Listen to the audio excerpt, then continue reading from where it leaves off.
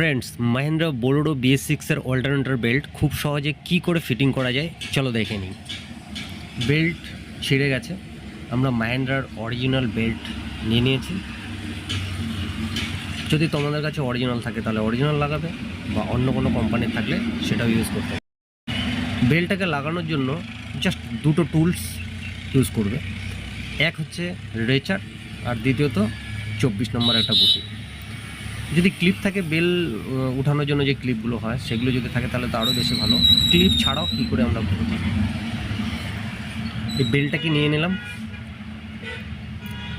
Belt নেওয়ার পরেই তোমরা অল্টারনেটরের মাথায় একদিকে বেল্টটাকে উঠাবে আর অন্যদিকে ডগ পুলের মধ্যে বেল্টটাকে উঠিয়ে দেবে।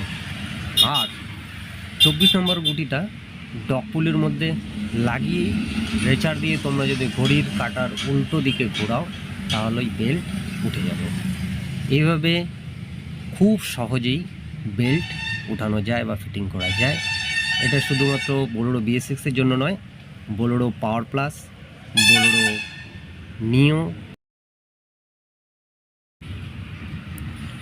সবগুলোর ক্ষেত্রেই প্রযোজ্য এটা।